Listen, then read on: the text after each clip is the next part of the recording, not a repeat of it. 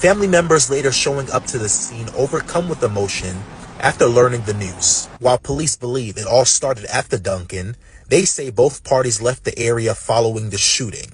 As for what exactly did lead up to the shooting, that is unclear at this time, but the investigation shutting down the busy State Road 7 southbound for hours.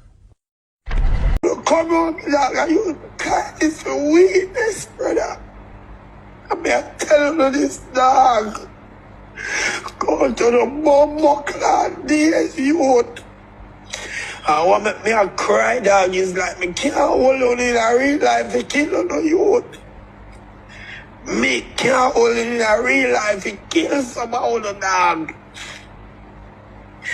And the come out, dog, I'm going to take my kindness, my weakness, youth. I'm going to say, I'm going to hold it, dog, I'm going to hold it months.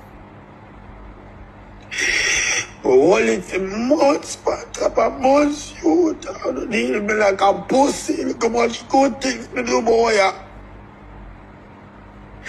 Look how much good things me do, boy. I phone no youth. I don't go like me don't do nothing, dog. I share my platform with how much I own no youth. I want to make you all the people that look for me like here, I'm biggest pussy, dog. And the other 911 call came from this scene near State Road 7 and Southwest 23rd Street, where our cameras captured this BMW with its doors open. Police talking with witnesses, and we saw at least one person taken away in cuffs. Police say a man died here from his injuries after being shot. All of this, and that road there, a major road, is now shut down. Local 10's Joseph Ojo live this morning at that scene. He's been gathering the very latest all morning long. Joseph, what do you know? And Eric, this is the borderline of Miramar and West Park, where we did just learn this is all for a shooting investigation that sadly did turn deadly. We know at least one person has died. This is according to Miramar police. Taking a look at the scene, this is Southwest 23rd Street and State Road 7 here. This is the southbound lanes that do remain blocked off. You can see a BMW right now with its cars open, and even several detectives and officers just gathering at this time as part of their investigation. Now let's go ahead to video of where this all did when we first arrived. Miramar police and Broward Sheriff deputies taking over this area. This is 441 southbound that does remain blocked off between Southwest 21st Street and Southwest 23rd Street. Our cameras did capture two people who appear to be detained for questioning at the time. A very active scene out here, but this did all start along the 6200 block of Miramar.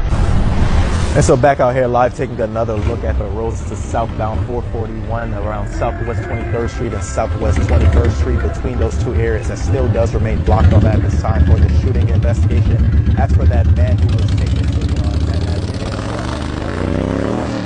we are told that his injuries are not life-threatening, so at this time saying that they're still trying to figure out what exactly did lead up to the shooting. So they are asking for the public's help when it does come to any information that can help them solve this case. We're here in Miramar. We leave everything in your hands. We give you thanks and we honor you.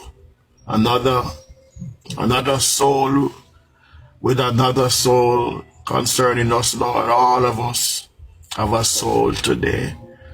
And we're here reaching out to you, giving you thanks for life, for your mercy that has been renewed today. Based on what is being heard or what is taking place that you know of. We have not heard the full story or the news accordingly, but we know who we serve. And we pray, oh God, today your mercy upon the life of Akeem and his family, and for the hearts of those who are not in tune because of love or because of issues that are there, that they will turn as well. But I pray, oh God, for whatever is taking place today that we are hearing on the news, may your grace and your mercy be the sufficient, all goodness of you, oh God. Every car I'm looking at, every car fuck up. That's a liquor.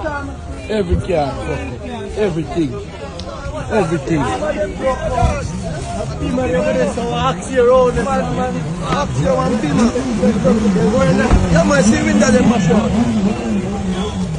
Watch out.